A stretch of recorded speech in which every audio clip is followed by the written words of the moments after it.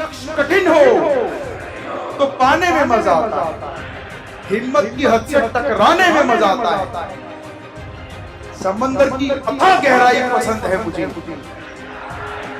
आसमान की अनंत ऊंचाई पसंद है मुझे। समयबद्धता के साथ जीत जाने में मजा।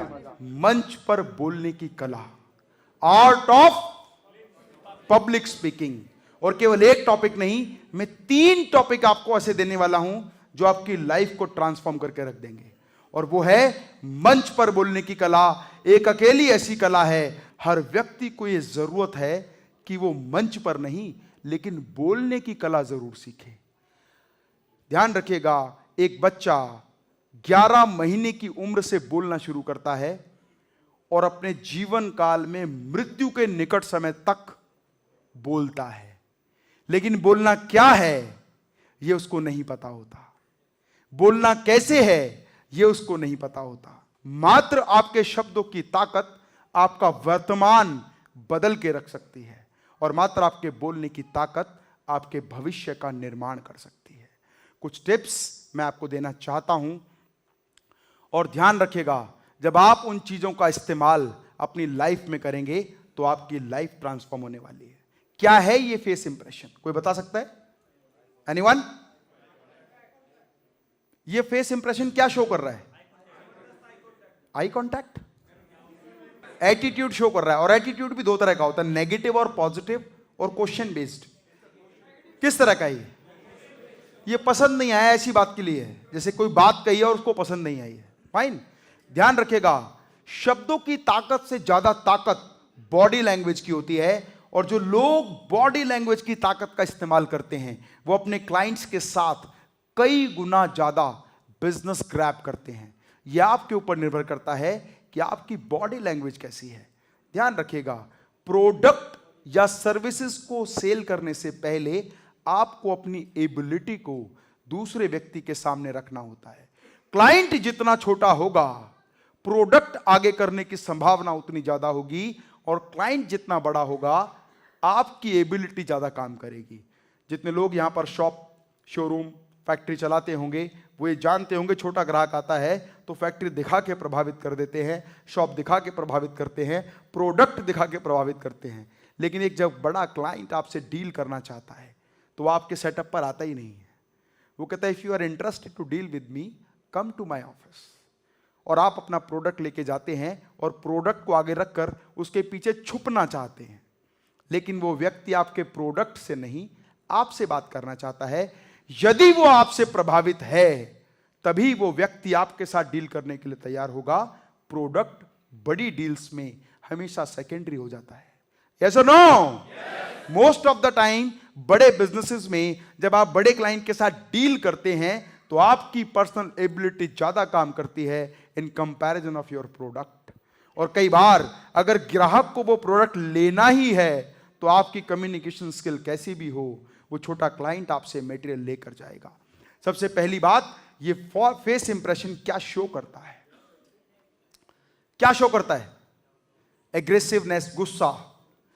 और ये क्या शो करता है? Surprising, surprising not, question based, जैसे समझ नहीं आया। और एक टीचर अपने क्लासरूम में बच्चों की शक्ल देख के समझ जाता है कि इसको समझ नहीं आया और उसी क्वेश्चन के आंसर को दोबारा रिपीट करता है। एंड दिस, ये क्या शो करता है? डाउटफुल, समझ नहीं आया। And this,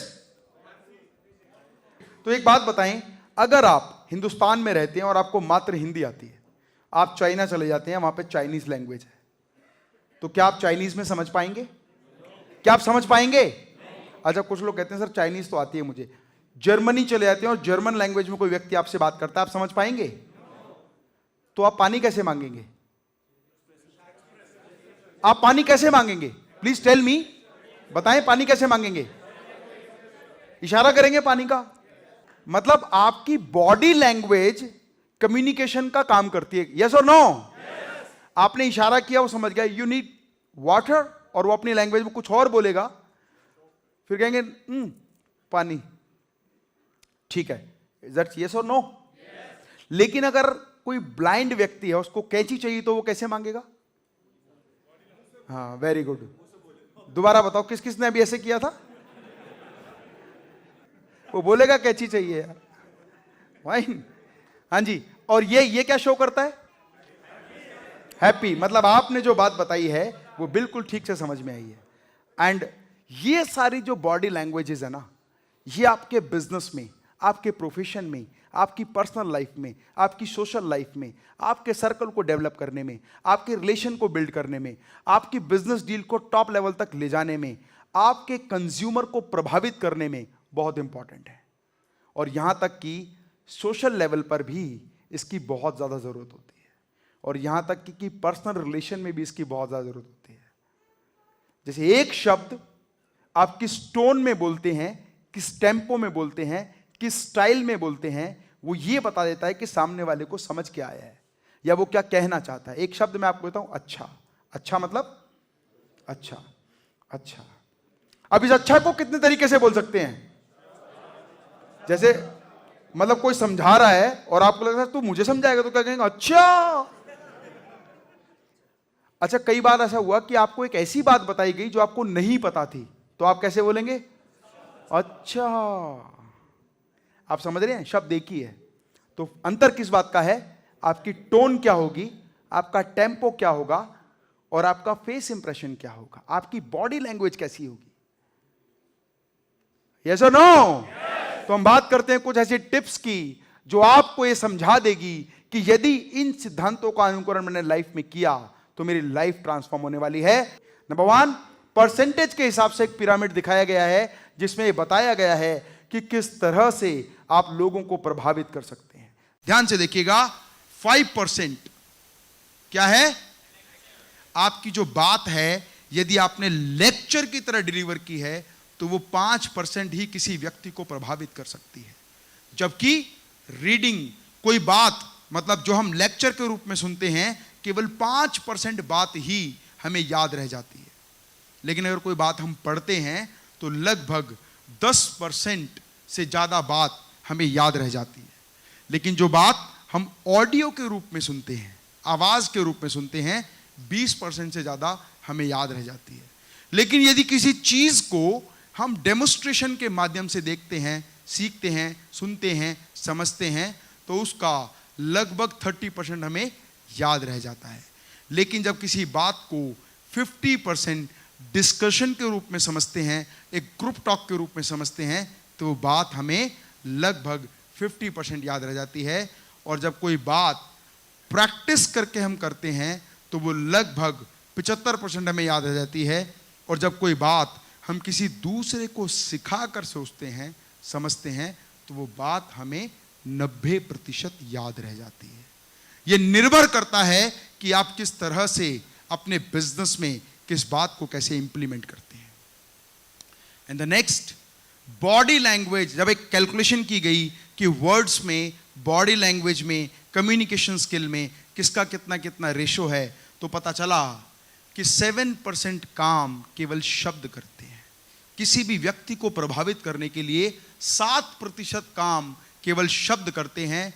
38% voice tone modulation, किस तरह से आप करते हैं, किस टोन में बात करते हैं, किस तरीके से बात करते हैं।